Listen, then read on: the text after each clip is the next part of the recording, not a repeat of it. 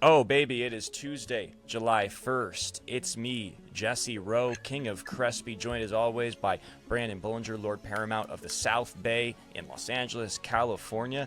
We are back. It's Deferred Collusion, and we're in July, buddy. It's a new month. We're a few days away from 4th of July. Brandon, how are you? Got any big plans this weekend? Jesse Rowe, I got a little plan for you. That's going to see a little guy named Shohei Ohtani down at Dodger Stadium on the 4th. Taking my daughter, my missus, going with my folks, so it'll be a good little weekend. Of the 4th, I've never been to Dodger Stadium on the 4th of July, so that'll be a first. See some Same for the fireworks, like afterwards and everything? Yeah, and that was fun. My wife and I were kind of laughing. We went to a game last week. And then we took my daughter to go watch The Sandlot on Friday at Dodger Stadium, which was pretty neat. And now we're going for 4th of July. So it's been a very Dodger-heavy, 3 weeks for us. Right. But, Jess, the Dodgers just refuse to lose, Big Daddy. They do. One thing really quick. What's that? Speaking of The Sandlot, how is my impression of Smalls? Do I look? Dude, this is like the Smalls hat right here, dude.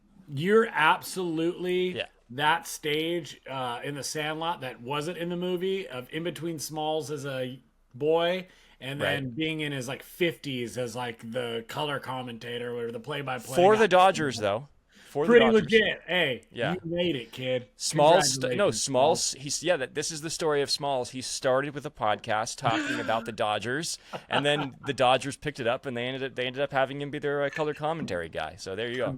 And Benny the Jet Rodriguez was a bench player who could still Hispanic looking guy with a mustache, and I'm staring right at him. Let's go. Yeah. Hey, that is the kind of diverse thinking that you get here and only here at Deferred Collusion. Please like, subscribe, hit us in the comments, whatever you want to do. But Jesse, back to it, dude. It's been a couple days since we talked last. Catch me up. Yep, Dodgers keep doing what they're doing. They just keep playing great baseball. They swept the Rockies. And, the Rockies gave them all they could, Brandon, but the Dodgers still swept them. And then they went into Kansas City. It took 2 out of 3 over there at Kauffman Stadium. And, they're looking pretty good, Brandon. Kauffman Stadium. What?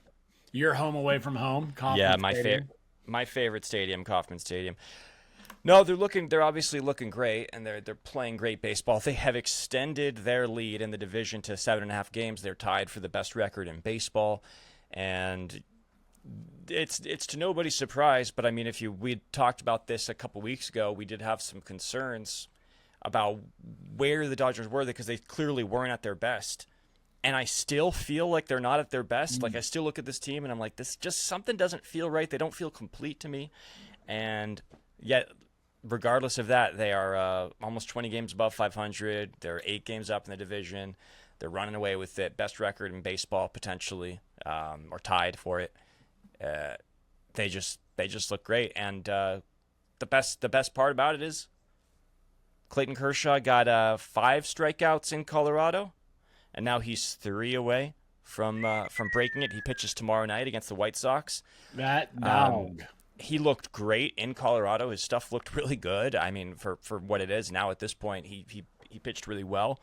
I would have liked to see him go one more inning in that game because he actually, I think he had something like 60 some odd pitches through 6 innings, or 70 some odd pitches. He could have pitched another inning, gotten one more strikeout, and potentially just been 1 or 2 away. But Roberts elected to pull him.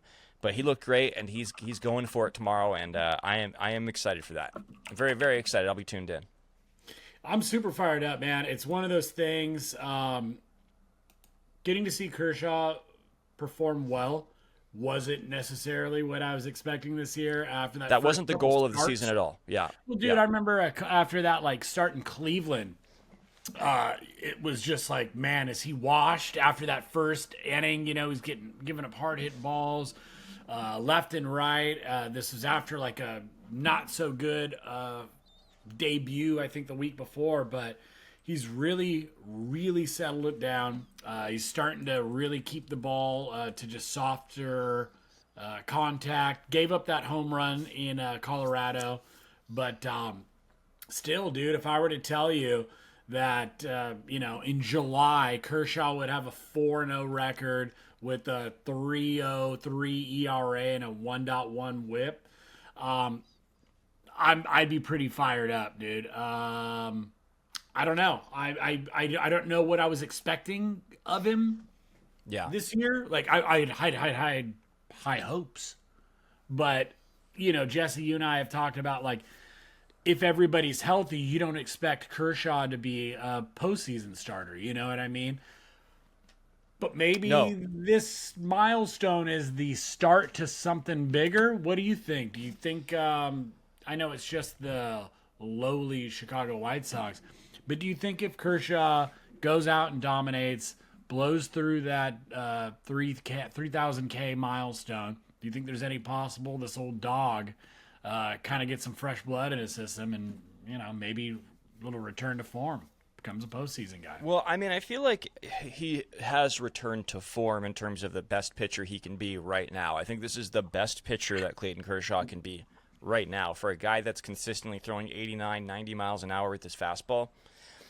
Doesn't have the break on his slider he used to. Doesn't have the sharp break on the curveball he used to. He just has learned how to become the best possible pitcher that he can be. And I mean, yeah, so long as he stays healthy and he keeps pitching this way, the numbers don't lie. They are, like, if you were to ask me, like, who would I trust more going into a playoff start today, Clayton Kershaw or Dustin May? Based on the way they're pitching, I would say Clayton Kershaw. Dustin May obviously had another stinker of a start, gave up the long ball, and we were just kind of giving him a little pat on the back last episode too, after limiting the damage to, I think, 3 runs against the Nationals the series prior. But Jess, I agree with you. To your point, there was a cool little quote from Jack Dreyer. He was talking about Kersh. He was saying that he believes that he encapsulates the idea of adapt or die. Jack Dreyer's 26. He's been playing in the big leagues since I was 9. He's been through a lot of different stages of who he is as a pitcher. The ability to change how you pitch or how you face a guy is the biggest thing, because there are plenty of guys who are talented with elite stuff, whatever it takes, but they can only do it for so long because they're unwilling to change. I mean, dude, we've seen Kershaw flash in a splitter to that very point, obviously inspired by his teammates Yoshi Yamamoto, Roki, the like. But is this something, Jess, that you think we will ever see again? Or is this one of those, for lack of a better term, swan songs in baseball, where it is the end of a generation, the last of a dying breed? A major league pitcher, one team, and hitting this 3,000K milestone. I mean, I think it's possible that a pitcher gets to 3,000 strikeouts. Like, I could just think of a few off the top of my head. Paul Skeens comes to mind. He's only 23 years old. He could obviously do it, but I think you actually crunch the numbers on that. What would Paul Skeens need to do to get to?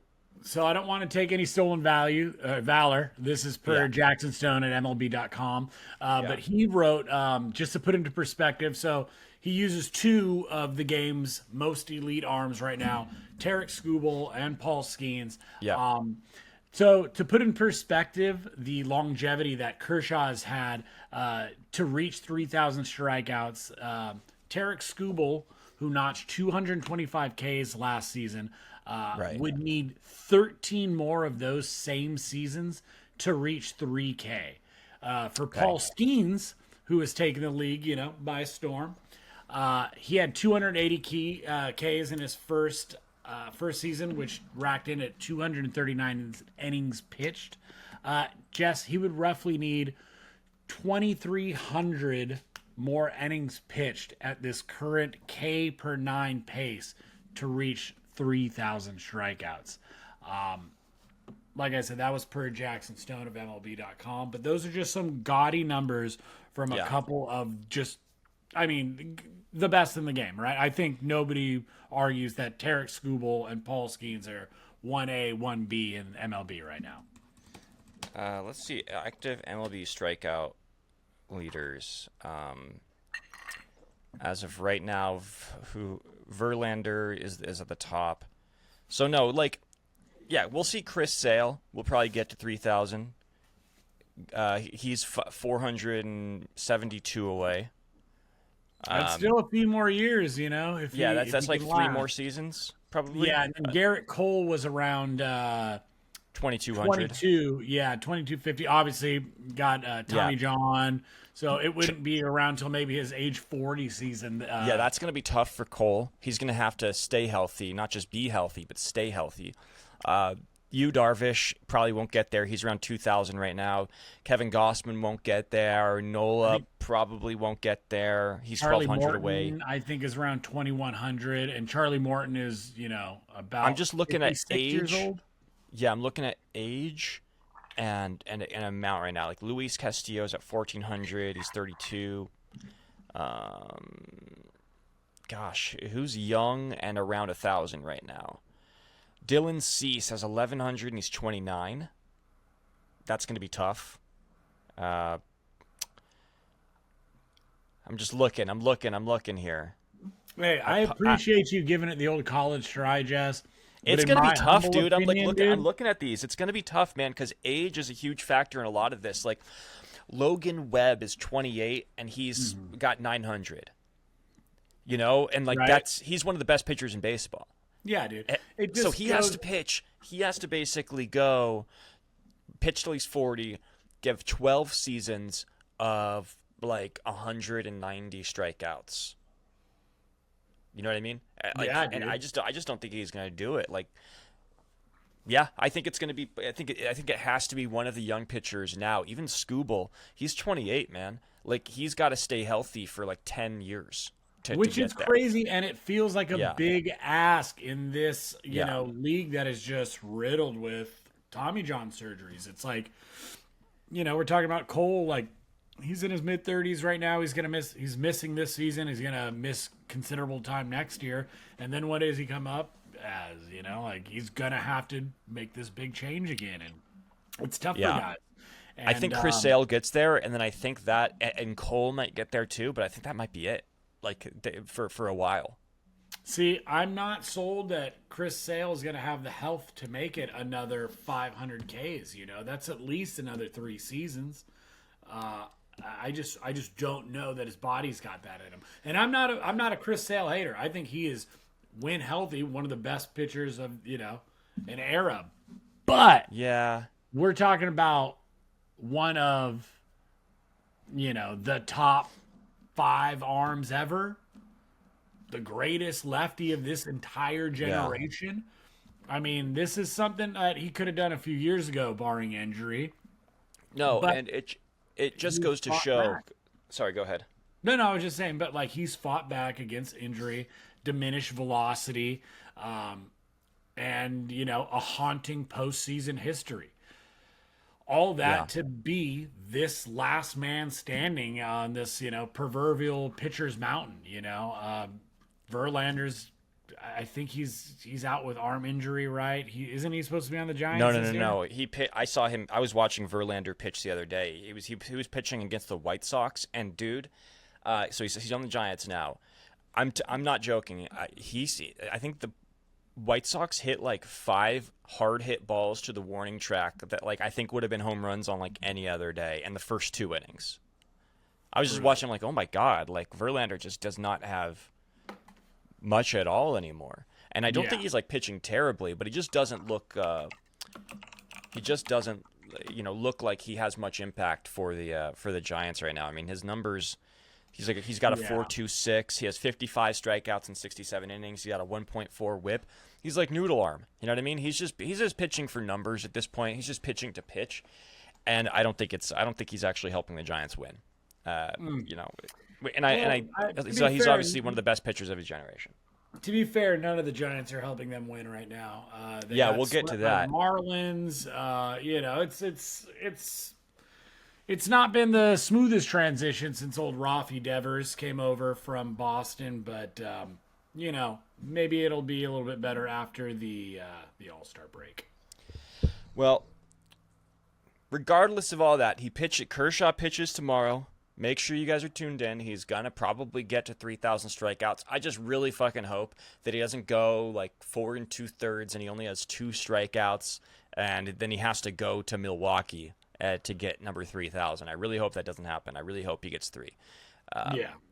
Because it's going to be special. It's going to be special. Whether or not Clayton Kershaw pitches for the Dodgers in October this year, for him to do it at Dodger Stadium in front of Dodger fans is a moment that, you know, he deserves. Has earned. He's earned it, and you know, Dodger fans have earned it. They deserve this too. With everything that we've been through with Kershaw, it's just you know, it's going to be special. So yeah, I was there when he got his 300K season. I think that was back in 2015. I'm not going to be there obviously tomorrow, but I'll be watching, and I'm fired up for him. But man, Jesse, who do you think there's going to be a Dodger pitcher that hits 300 Ks in a season in the next, I don't know, 5 years? No, I don't think anybody pitches long enough innings to do that. Kershaw, I remember that season, he was going like 7 innings every single night. Like he was going 7 innings every night.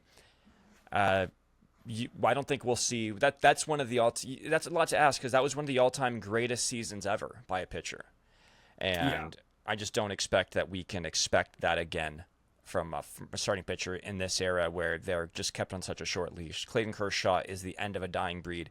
He is so special, so old school, and such like he is the perfect example of a guy like passing the torch to a guy like Skubal, who is like this generation's Kershaw now. He's sort of taking over as this new iteration of Clayton Kershaw. A pitcher's pitcher, if you will. Yeah, and just like old school, not a guy that's relying pitcher. on all the RPMs and the new hydro whatever they all the new cameras that they have, Edgertronic cameras. You know, he's not relying on all that. Like, he went to Driveline one off season, he did it.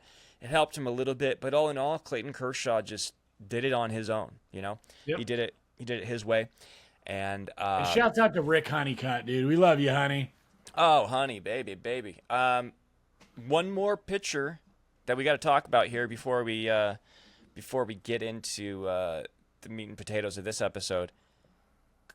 Shohei Ohtani pitched again, and he pitched more than 1 inning, Brandon. Yeah, he did.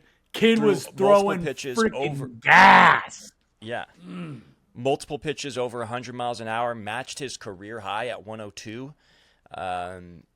And just looks amazing, and doesn't look like he's lost a step since getting his second Tommy John surgery. And just curious what you thought. I know it's only 2 innings. How are you feeling about the Shohei Ohtani pitching plan so far and how he looks? Fired up, no notes.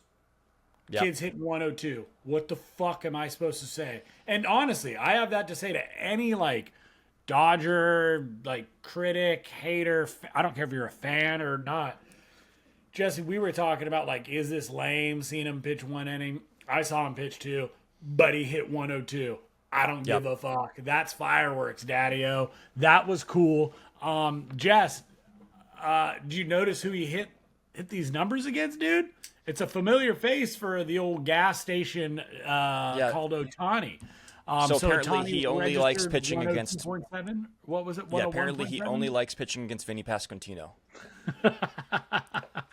Yeah, dude. Jeff Passan had tweeted out that the only other time in Shohei's career that he hit 101.7 was in the World Baseball Classic, also against Vinny Pasquantino, and he hit 102 or something like that. It's just fucking crazy. Pasquantino tweeted out back then. He just was like, "What the fuck?" I mean, I would feel like you got to feel like it's a little personal, right? Like, dude, does this guy just hate my face? Like, he finds an extra gear for me? But also, Vinny Pasquantino, I think he's one of the funnier guys in baseball. I think he has a good sense of humor about it. Definitely. And I cannot say that last name, dude. I'm struggling over here. Pasquantino. Great name in Scrabble, dude. Pasquantino. Dude, where's that coming from? Points in Scrabble. But, you know, this whole thing has got me thinking, because I've been working on a theory that, you know, because obviously Shohei got 2 Tommy Johns. He's coming off his second Tommy John. But here he is throwing 100+ miles an hour. Again, he looks just as good as he did before he got the surgery. And he's 30 years old. He's no spring chicken, Brandon. Right. I'm starting to think that this dude didn't get Tommy John surgery, that he got like the Winter Soldier surgery, because he got something that no other pitcher has ever gotten. The way that they described it was that it's like a hybrid surgery. It's like some variation of Tommy John mixed with another element of the surgery that uses like a brace for elasticity or something. It's way above my pay grade. But all in all, like if you look at his arm, he has this crazy scar on his arm that like goes up from like the mid forearm past his elbow. It looks like he was in a car accident or something. Just a bizarre scar, and it's almost like he was like rebuilt, like the $6 million man. Like he is. There is something fishy going on with his arm, Brandon, because there is no way you should be able to throw just as hard, if not harder, than you did before after 2 Tommy Johns. I mean, just look at Dustin May, Walker Buehler, Tyler Glasnow. These guys have gotten multiple Tommy Johns. They don't come back throwing harder than they did before after the second time. It just doesn't happen. Dude, I think that this guy wild. is. I think this is giving credence to the theory that this man is not human. Either that, or he has a doctor named Henry Rowan Gardner, and he is, the second coming of the famed Cubs pitcher Henry Rowan Gardner, who famously broke his arm and could throw 100 miles an hour, as seen in the documentary film Rookie of the Year. Right. Great in-depth piece. Really suggest checking it out. That's true. I think that he got the Rookie of the Year surgery mixed with, like, he's got the robo arm, man. This is unbelievable. Nobody should be able to come back from 2 Tommy Johns and throw harder than they did before. I mean, it's the most incredible thing I've ever seen. And the fact that he's also our best hitter just blows my mind. And he's a new dad on top of it. Yeah, that's what it is. So it's a combination of Winter Soldier surgery and dad strength. Oh, man. I got to look up the numbers, though. I wonder if he's attempted to steal a base since he started pitching. That's a good question, because that was like a big question of mine was last year when he had the 50-50 season. With him pitching, I didn't think it'd be possible for him to have a 50-50 season because they just wouldn't risk it. I remember what happened in the playoffs in the World Series, sliding into second. He dislocated his left shoulder. And that was horrifying. I never want to feel it was terrible. That wasn't even his pitching arm. So I can't imagine that they're going to take a ton of risks, especially on days that he's pitching, let alone being in the pitching rotation, for him to be stealing a ton of bases. So I do expect those numbers to come down the more innings he starts to pitch throughout the year. So give him a grade so far, dude. How do you grade Shohei's pitching thus far? Oh, I mean, I think it's an A in terms of results and in terms of what we've seen. I think in terms of how it's contributed to the Dodgers winning games. I mean, they lost the game that he pitched against the Royals. I don't remember. Did we lose when he pitched against the who did he pitch against before that? Padres. Did we win that game? I think so. Now I don't remember. Yeah. We won the first 3 of that series. That's right. Yeah. Yeah. Real quick, another little pitching grade, dude. How about your boy Justin Robleski? Love him. Gave him some love in the in our Instagram stories. Follow us. Yeah, by the way, dude. follow us on Instagram, on X, on Blue Sky. Follow us on TikTok. Follow us everywhere. Give him a little bit of love on Instagram, and he saw the story. So he's in our DMs, dude. Let's go, Robleski, dude. We're diehard fans. Let's go. Yeah. Hey, stoked for him, though. He had a rough outing to the season when it just seemed like our entire pitching staff was taking on water. He got shelled against the Nationals. But damn, to his credit and that mental fortitude, dude, he's looking like a whole new man. He's looking like a guy that might be coming for Dustin May's spot. Dustin's May? Yeah, he's coming for No, Dustin you know who is May. coming for it? Is Emmett Sheehan, because he looked great. He looked great when he came up, but he pitched like a 6 perfect innings or something just the other day. Yeah. nasty, There's and he's looking like reinforcements he's coming for the Dodgers, dude. It's very. Yeah. If you're a Dodgers fan, you're feeling good about this right now. Yeah, because, so Sheehan's going to be, I think, a big part of this rotation towards the end of the season. Tyler Glasnow, by the way, little update. He pitched. He really struggled finding the strike zone. He threw like 4 walks, and he actually fractured somebody's hand on the Giants. Tyler Alexander, I think. He fractured his hand Sorry, hitting by a Tyler. pitch. So he's having some trouble with his mechanics right now, but he's on his way back slowly but surely. So help is on the way, Brando. So that's what I'm saying. Like, this team they're playing great, but they are nowhere near fully operational, and Shohei's only pitching 1 to 2 innings. So we really can't say how good this team is until he's pitching 5 or 6 innings. Glasnow's back. Snell is back. Snell's recovery is slowing down, apparently. Yeah. You know, Heard it's bad just news all about over the that. place. Yeah. It's tough, man. And then, speaking of being all over the place and, needing some reinforcements, dude, left field. Still got Michael Conforto. Yeah. You may know him as the MLB's lowest qualified batting average, among qualified players. He's been playing a little struggling. better. He has been playing a little bit better, and you know what? I'm still rooting for him, but it kind of feels like the experiment's over.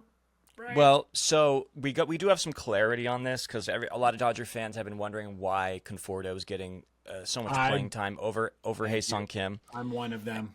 Yeah, and me too. And it turns out that Tommy Edman is still dealing with an ankle injury that's been nagging him, which is limiting his ability to play outfield. And that's kind of why they don't trust Hae-Sung Kim late in games to be playing a lot of center field or a lot of outfield. And so that's why you're seeing more Kike and Conforto in the lineup as opposed to Hae-Sung Kim, because once Tommy Edman's ankle is better, the Dodgers are fully aware of it. They need to give more at-bats to him because he's just clearly a better offensive option at this point above Michael Conforto. But they just can't put Tommy Edman in that situation yet. So that's the reason why, which does make some sense. And once again, the Dodgers are 7.5 games up. They're tied for the best record in baseball. So we can be a little bit patient with this. But I do expect that later on in the year, Hae-Sung Kim will be getting a lion's share of the playing time. Let's go, Hae-Sung. We love you, dude. Saranghae. So speaking of that, though, Dodgers, the Padres and Giants are absolutely reeling here. They are 7.5 games back. I mean, the Dodgers were back of the division by a game just like a month ago, and Padres 7.5 back, Giants 8 back. Both teams are out of the wild card spot. Wow. And I think a lot of this, surprisingly, the Padres offense has just been god awful. They got swept recently. I forget who it was against, but I was looking at their lineup, and they only have one player right now over an 800 OPS, and that's Manny Machado. One player. And the Giants, I do think will be fine because they just signed Austin Barnes. So, Love that. We'll see what happens there. But yeah, so who are you more worried about right now, Brandon? Are you more worried, or who do you think? How do I phrase this question? Who do you think has a better chance of making the playoffs right now, the Giants or the Padres? I think that the Padres have a higher ceiling of talent, so I think that can afford them a little bit longer of a skid, if you will. Whereas, as you've mentioned, some offseason additions for the Giants, like Justin Verlander, haven't worked out. The grandson of the win is in a deep slump right now. Oh my God, yeah. Matt Chapman got hurt. Also, they have not been as good as they would hope since getting Rafi Devers. I mean, they've been struggling. Devers has been struggling a little bit. I know he had like a golden sombrero yesterday, 4 strikeouts. So they're definitely struggling to score runs. Both teams are struggling to score runs, which is surprising. But also their big free agent signing, Willy Adames. I mean, he's at the Mendoza line with batting average. He's not. His OPS I think is under 7. So, yeah, and that's a guy you were excited to see the Giants go after and go, man, you're gonna plug this guy, in the middle of your lineup. Going to be just a producer for you. Maybe not Yeah. necessarily like your home run leader, but like a guy who's going to stir the pot and like get the offense going, get on base or knock guys in, a contact guy. And it's really just hasn't materialized for him yet in a Giants uniform. So for me, I think right now, it looks like the Giants are, in a little bit of a hotter pot, if you will. But I mean, shit, dude, who knows with the Padres long term, like if Michael King or Yu Darvish, when they're going to come back and what form that they're going to be in. That's what I want to get to here, because we have a trade deadline coming up, and both teams are in interesting situations here. The Giants already made their big move. They went out and got Rafi Devers. They traded two pitchers that weren't really doing much for them. One of them is, high-end prospect in Kyle Harrison. The Padres are in a weird spot right now where I could see them going both directions. They could be buyers or they could be sellers. And I think that they're on a hair's edge about which direction they're going to go. And I'm leaning towards them being sellers and just recognizing that they're just not going to be good enough this season, even if they do go out and make a big splash, because I think they do need to land somebody in free agency. They have to figure out if they want to stick with the Xander Bogaerts contract or if they want to offload it somehow. They're in deep water with this, and I don't know if they're going to be able to afford to keep both Michael King and Dylan Cease. So this is the time to cash in on one of those guys, right? I actually think there's more likely of a chance that the Padres sell than they buy, even though I'm probably going to kick myself for this take a month from now when AJ Preller just goes absolutely ape shit at the deadline. But I do think there's a high likelihood, high probability of them selling at the deadline. Man, you paint a picture that I like. I dig that. But I think the Giants are more likely to be buyers than the Padres are. If I'm serious, because I think the Padres probably have more that they could get back for what they have right now. Does that make sense? I feel I don't think the Giants have much to give that they could get back a lot. Like, what would they trade? Robbie Ray? No, I feel that Robbie Ray is a great option, right? But it's also all right, well, Logan Webb and Robbie Ray can lead you through a postseason run, though. You know what I mean? And there's not too many pitchers you can add that are going to be a 1-2 like that. Whereas the Padres, man, I just don't think there's any way in hell that after losing in the postseason last year the way they did, having to sit around and hear all offseason that they're the best team the Dodgers played all postseason, and then just have to hear it from shitty Dodger fans, the rest of the league, etc. I just don't think that there's any way in hell that they stand pat. On top of that, I could even see them overpaying a little bit. However, I don't see them being an all-in team. I when I say overpaying, I think that I could see them make like one impact move. If that maybe means, hey, we'll offload Bogaerts too, or some whatever that means. I don't know for Padre land, but I just don't think that there's any way that they stand pat with what they got. Their window is closing, and if not now, then when? Like you said, Machado's been the only guy on their team with a 800 plus OPS, and he ain't getting any younger. He is the cornerstone of that franchise.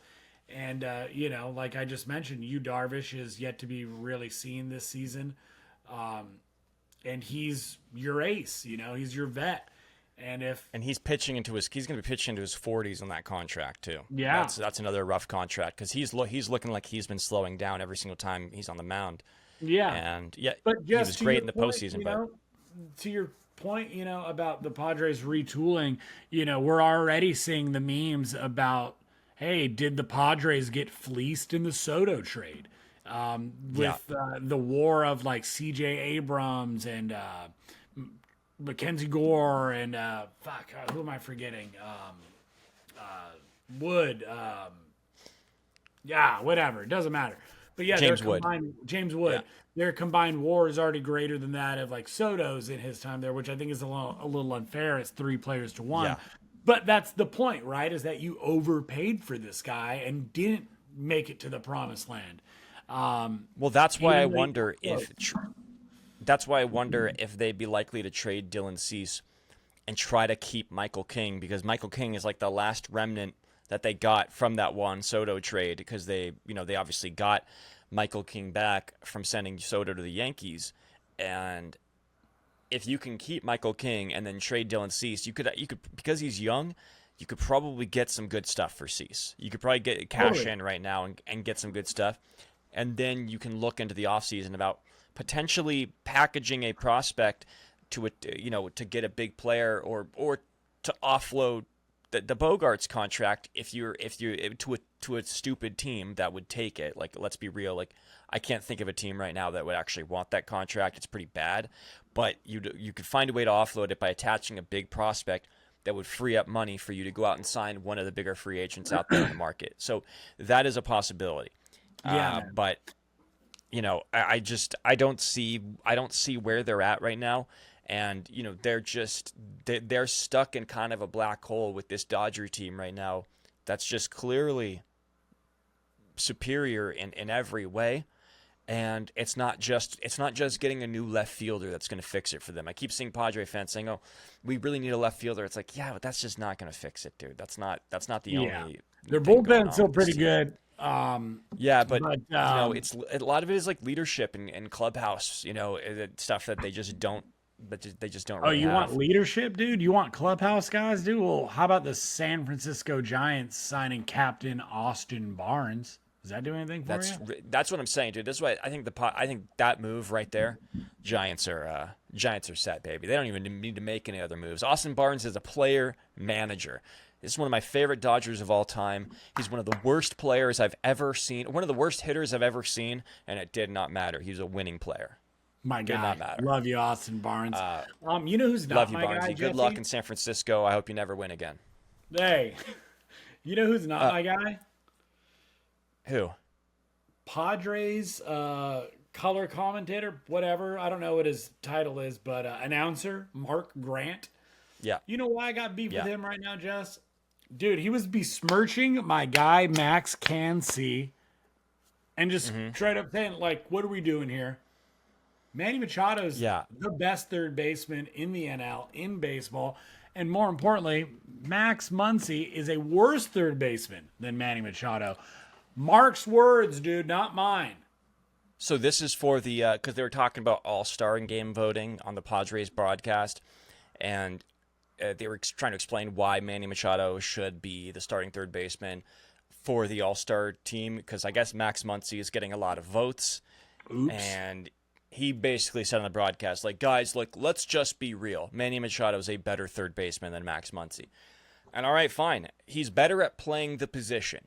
That's fine. I won't argue it there. Manny Machado is a great third baseman. Great arm. But we did look at the numbers a little bit, Brandon, Let's look at it. about who's a better hitter. We did a little deep dive on those numbers. And I just don't think it's as close. I don't think it's as much of a gap as people would like you to believe, that Manny Machado is a better hitter than Max Muncy, because we do have the numbers here. We combined this season on Baseball Reference. This season, just 2025, because that's what we're voting on, who deserves to be the starter at the All-Star game, right? Is their season in 2025, right? So Manny Machado has a 2.5 WAR. Max Muncy has a 2.9 WAR. Manny Machado has an 831 OPS. Max Muncy has an 845 OPS. Manny Machado has a 354 OBP. Max Muncy has a 379 OBP. Machado has an OPS plus of 129. Max Muncy has an OPS plus of 138. By the way, not only does Muncy have more WAR, but he's played 5 fewer games than Manny Machado. Whoa. So what are the metrics? Remind me, Brandon. What are the metrics by which we go to measure the value a player brings to his team and their overall statistical the overall statistical number that determines who's the best player? Is it WAR and OPS? Are those the two stats that we actually use to measure how good a player actually is? I want to say it is WAR and OPS. Yeah. So Show if me it's Warren Warren OPS. OPS, Let's then go. if it's Warren OPS, then geez, I mean, I'm looking at the numbers here, and I kind of think Max Muncy's a better player than Manny Machado. I don't know. What do you think? Oh, dude, it's official. July Yeah. 1st. It's been slammed. Max Muncy is. I your hope starting Padre fans NL click on this third video and see that take. I really, really do. They will, dude. I mean, look, They smell it. it's one of those things where if Manny Machado is the starting third baseman of the All-Star game, so be it, whatever. But, I mean, you can't. I mean, I'm looking at the numbers here, and yes, he has a higher batting average. But, like, remember, Max Muncy was like dog shit for like the first 2 months of the season. And he's only started getting good in the past month and a half. So just imagine what his numbers are going to be by the end of the season, Brandon. You know, so Hey, on this rate, you know, it could be dog walking, if you will. You know, if Muncy he has continues on torrid pace. 0.4 more WAR in 5 fewer games. I mean, that's not a small number. Like, you extrapolate that over 20 games, we're talking about like 2 more WAR Yeah, than Manny Machado, yeah. or 30 games, whatever. Yeah. So just hashtag just saying, Padre fans. Mark Grant. The numbers don't lie, dude. Sorry, we're just numbers not lying kind of stuff. Yeah. So Max Muncy, starting third baseman of the NL All-Star game. So let's do it. Muncy. We were running out of time here. 2 more teams that are reeling, not just the Giants and the Padres. Mets and Yankees are reeling, the 2 New York teams. Mets had a 7-game losing streak, went 3-13 after sweeping the Nationals a few weeks ago. They're now 2 games behind Philly after having a pretty decent lead in the NL East. The Yankees had a 6-game losing streak. They're 6-12 since sweeping the Royals on June 12th. Which New York team do you believe in more, and which team is in bigger trouble, Brandon? God, dude, I don't know if I believe in either of them right now, but believe in more? Man, I don't know. Maybe I'm just a sucker for pinstripes, dude. I got to go with the Yankees, but Yep. But Jess, I mean, in the American League East, dude, I got a 3-team race all of a sudden. The Yankees at 48 and 37, the Rays and the Blue Jays at 47 and 38. Yeah. While the Mets, they had the best record in baseball for a little while. They're 3-7. Man, that away record is nasty, dude. 6 games under 500 on the road. Yeah. It's tough. I guess there's something for home cooking, but I feel like their pitching was so good, and now it's so crappy for the Mets. Like, it's gonna maybe even off, and they'll retake the Phillies. But with the Yankees, it's like they had some silly lead a few weeks ago, and we look up, and now it's a 3-dog race, and it's like, Yeah. And I'm not convinced that they can hold that, because I think that the Blue Jays have some good players, and I think that the Rays are a really, really, really solid team. And the Rays just figure out ways to do it every year. And, you know, but I agree with you. I still think I have more faith in the Yankees, specifically like going on a playoff run if they make the playoffs, because the Mets, even if they make the playoffs, even if they win the division, they still have to get through the gauntlet of the National League. They'd still have to beat the Phillies. They'd still have to beat the Cubs. They'd have to beat one of the teams in the West potentially that would make the wild card. Maybe the Cardinals right now are playing pretty good baseball, and of course, little small independent, small market team called the Dodgers. They'd have to get past as well. And the Yankees, I think, could still make the World Series with the team that they have right now, even though I don't think that they have a great team. I think that I do believe that the Tigers are a better team, but the Yankees are very experienced. They do have Max Fried at the helm, who has tons of experience in postseason baseball. But him as their ace, I just don't know if I believe in. Like, he just got shelled by the Blue Jays today, and I just don't know if I believe he is good enough to anchor that rotation consistently to go all the way over the Tigers. But I do think that the Yankees would have a better shot of getting past the Tigers or the Astros than the Mets would of getting past the Phillies, Dodgers, Cubs, Padres, Cardinals. It just doesn't seem as likely to me at this point. Yeah, it's like the many-headed hydra, right? The Tigers, while they're, I've been arguably the best team in baseball all year, kind of don't have that depth, or I guess maybe the sticker shock of some of the names, like Zach McKinstry's having a hell of a year. Spencer Torkelson has obviously been great. Javi Baez Bounce back candidate. They have two guys on the team, like Javi and Torkelson. Both guys are like bounce back candidate, like comeback players of the year candidates for sure. Totally. And there's something about the Tigers that makes you go like, oh, I don't want to face these guys. They're scrappy. They've been playing well, and they've got some A-tier talent. With freaking. Well, they have the best pitcher in Skubal, baseball too, and they have the best pitcher in baseball in Skubal. Did you see him on Sunday Night Baseball, by the way, against the Twins? I missed it. No. Oh my God, dude! I mean, this was unreal. He was unhittable, and he pitched a Maddox earlier in the year too. Yeah. He's just been fucking. Dude, Sonny Gray just threw a Maddox. I know. I saw that. The Cardinals are good, dude. The Cardinals are playing some good basebul.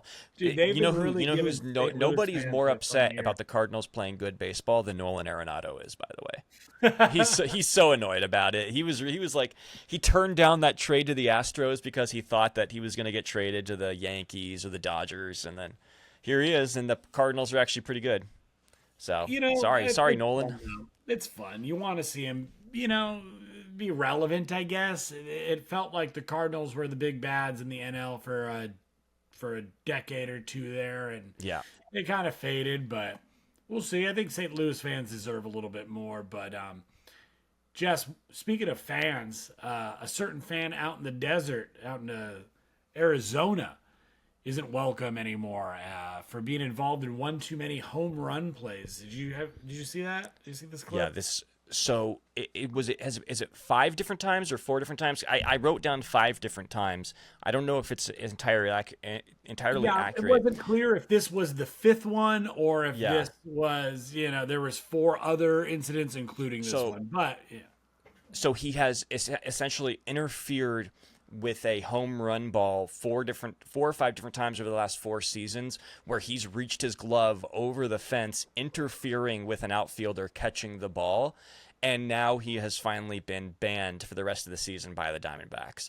I just have to say, this is one hell of a run, dude. I mean, unbelievable run by this guy.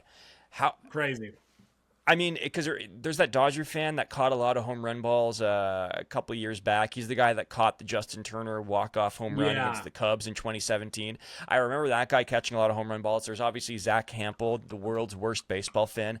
He catches a lot of foul balls and home run balls. But this guy, to interfere with this many games without getting caught, without getting kicked out and banned, I mean, dude, you were playing with fire, and it took a long time for you to get burned, so well done. Kudos to this guy. And genuinely, I'm just super impressed that you found a home run that many times. Like, dude, that guy is either those are the luckiest seats, or that guy is playing the numbers and knows when somebody's going to be in town. Like, oh, this guy's due to hit one in left center field again. Yeah, well, it's just you know what has to happen in order for him to get that many? There has to be a lot of games where there's nobody sitting in those seats. You know what I mean? Because the videos that I saw, there was looked like pretty good crowds, but maybe you're right. Okay. Maybe it wasn't too populated, but I don't know. Maybe he's just been going to Zach Gallen games, dude, because his ERA is through the roof this season. Yeah, and no Corbin Burns anymore. It's not looking good for the Diamondbacks, but Jordan Montgomery. Yeah. Eugenio Suarez, you are a New York Yankee. Anyways. Yeah, well, you know what? That actually, I think, could happen, Brandon. I do think that Jesse, could happen. You know what I want to see happen? And we haven't talked a lot about trade deadline stuff, dude. What? I want to see the Dodgers go after Seth Lugo from the Kansas City Royals. Dodger fans may remember him being on the Padres a couple years ago, really overperformed, and has continued that overproduction in terms of, his contract and everything, and I think what's just kind of expected of Seth Lugo. But he's been great. Cy Young votes the last couple of seasons. But yeah, he shoved it up our ass the other day, but would love to see him in some Dodger blue. That's all. I agree. Well, I mean, I don't know if I agree. It really depends on what happens with Blake Snell and Tyler Glass. Now it depends on how they look. Because if they're both back and healthy, then I don't know if we're gonna need them. But I we'll don't know see. what's going on with Blake. That's all. Yeah, it's true. It's true. All right, let's do the standings and let's wrap up because let's do these quick too because I gotta get going. I'll do the NL West and I'll do the NL and you can do the AL. You want to do Sounds that? good. All right. NL West standings updates. Colorado Rockies 33.5 back. They are hanging on by a thread. 19-65. Diamondbacks are at 500, 42-42. They're 10.5 back. The Giants have fallen 8 games back. They're 45-40. Padres not far ahead, 7.5 back at 45-39. And those pesky small market Los Angeles Dodgers are 53-32. They are tops in the league. Going on to the NL Central, the Pittsburgh Pirates, 14 back at 36-50. The Cincinnati Reds have been playing some decent baseball. They're 44-41. They're 5.5 back. Chase Burns, their big prospect, pitched well in his first game, got absolutely smoked yesterday at Fenway Park. Only recorded 1 out, gave up like 6 runs. They're 44-41. Cardinals, they are in a wild card spot right now. They're 47-39. They're 3 back. Milwaukee is 47-37. They are 2 back. Our pick to win the division. Watch out for them. And they might have a pitcher better than Paul Skeens, brother. Jacob Mizorowski might be better than Paul Skeens. We'll see. But he's it was good. worth tuning into. And I just also want to talk about real quick. I know I said a couple episodes ago that I think the Cubs could be the biggest thorn in the side of the Dodgers in a potential postseason matchup. I still feel that way. But, dude, the Cubs had like a 9 or 8 game division lead. And the Brewers have just chipped away. They have been relentless. And shouts out the Cardinals for being right there, too. Yep, I did not see that coming. I thought this one was put away early. I agree. The Cubs they still have a really good run differential at plus 104. They have the best in the league, I think. Are the second best in baseball at plus 104.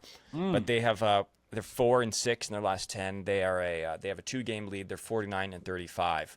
So let's see if they can hold on. Going on to the NL East, the Washington Nationals are 14.5 back. They're 35-49. The Miami Marlins are 37-45. They're 11.5 back, but they have a 7-game winning streak, Brandon. 7-game winning streak.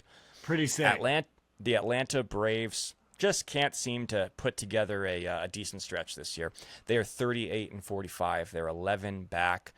And then we go to the New York Mets at 48-37. They're 2 back of those Philadelphia Phillies. Our pick to win the division at 50-35. That is your National League standings. Wow, dude. Shouts out Trey Turner. I think he has the most hits in baseball right now. Captain America, loved him as a Dodger. Wasn't the best fit. Jess, why don't we just start off with that American League East as we were talking? Sitting down in the basement, those lowly Baltimore Orioles, 37-47, 10.5 games back. What can I say that hasn't been said already? They are taking on water, and it doesn't seem like there's any way of getting aloft again this year. Their offense is going a little bit better. Their pitching is not. Yeah, dude, it's been bad. A lot of injuries and whatnot for them. So, I guess if you're a fan, you can kind of take a little solace in that. Like, hey, we weren't ever at full strength. But, you would expect this new ownership to do something, and they've really underperformed for the fans, in my opinion. Speaking of that, the Red Sox, 42-44, another ownership that I don't know what the hell they're doing. Period. Full stop. Yeah. We'll see what happens. A lot of people are in Dodger land are hoping that the struggles of Walker Buehler will mean that he'll be DFA'd and picked up by the Dodgers only to rekindle some October magic. Jess, what do you think of that? I mean, I would love to have him back, obviously, but he's been pretty bad this year. It sucks. It's hard to see. It's not a good place for him to pitch. That's for sure. He had a quote that basically was saying, he feels like he's fighting for a spot in the league right now. That not many pitchers have a 7 ERA in the league, but hey, I'll take him just to get that stench off him. Absolutely, just get that stench off him. Yeah, we're rooting for you, Walker. Blue Jays, 47-38, tied with the Where does the Rays play out of? St. Pete. The St. Pete Rays at 47 Yeah. and 38. Tied at 1 game behind the division-leading New York Yankees at 47 and 38. The 48 and 37. Sorry, yes, sir. 48 and 37. Out in the American League Central, we got the Chicago White Sox, 28 and 56. Only thing of note, old friend Miguel Vargas will be getting his World Series ring from the Dodgers this weekend this week while the White Sox are in town. The Royals continue to struggle. Their old friend Whit Merrifield officially called it a career this week. Claps to him.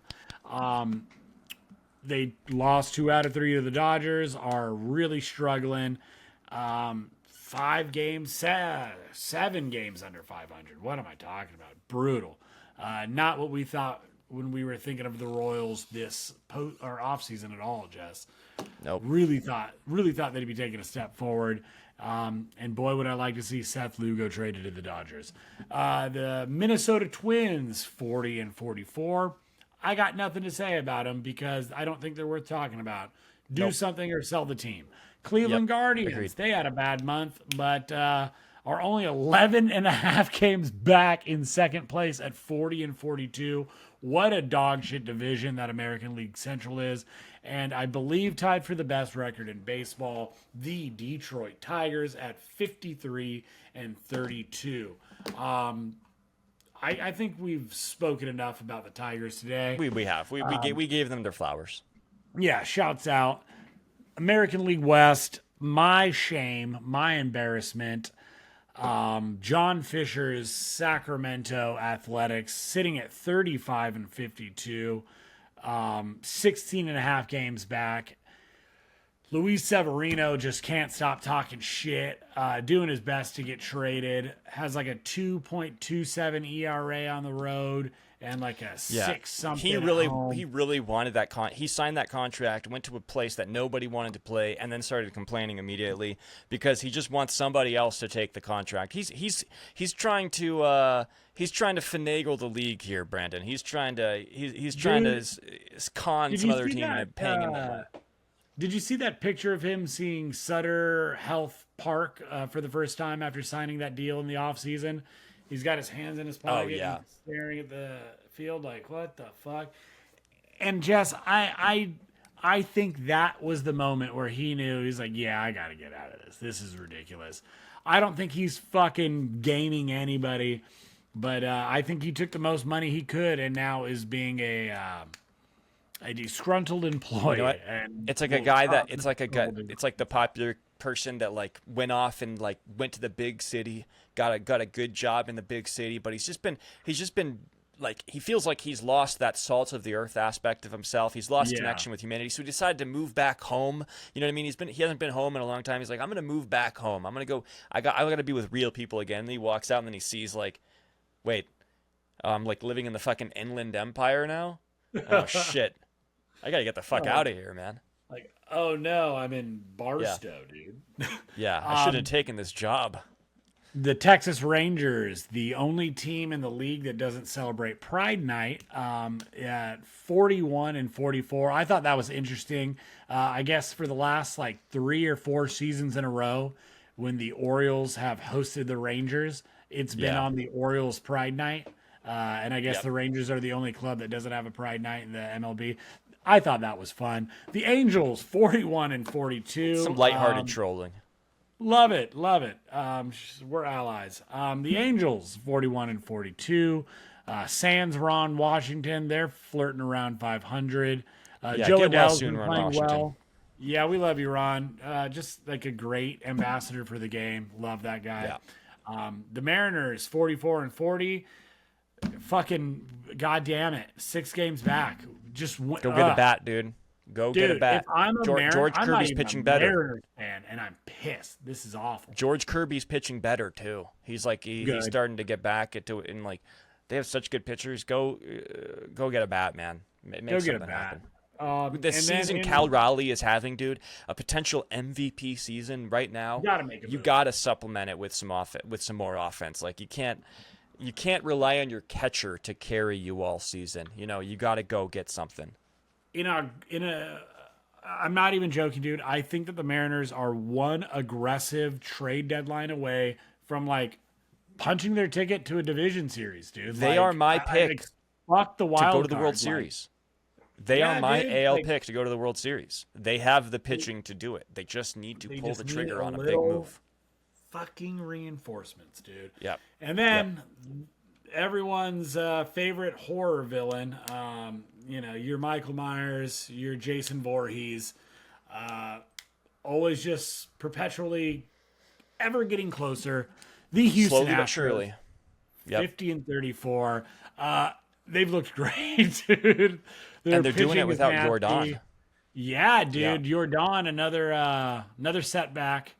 And Jess, is there any timetable on Jordan's return right now? He was Dana Brown said that he was supposed to come back literally, or they thought he could come back for the next week's series, this weekend series against the Dodgers. But now it's looking like his pain has swelled up in his hand again, and now it's indefinite. He's going to go see a specialist, and whenever they say specialist, that always means he's probably going to get some hand surgery, which means he might be like he could be like 2 months away. He could be 4 weeks away. He could be 2 weeks away. He could be a season away. We don't. Jesse, I'm going to make a bet right now that he is coming back. The hand is not bugging him that much. He doesn't want to make his debut back at Dodger Stadium, doesn't want to get hurt feelings, and will return back at home in Houston like the gosh darn son of a gun that he is. Wow. Well, that is a take. I don't know. We'll see. I don't know. All right, dude. bro. This was a fun one. I gotta wrap up here, but Dodgers take on the Chicago White Sox. Remember to tune in tomorrow. Kershaw's on the mound, going for 3,000. Yamamoto's on the mound tonight. The Astros are in town this weekend for the 4th of July. Celebrate the birth date of America by watching the Dodgers beat America's biggest villain. That's right. So go tune in. Brandon, love you, buddy. Love you, Big Jess. Always a pleasure. Thank you guys for joining us. Have a great weekend. Be safe out there. And Deferred Collusion, we love you.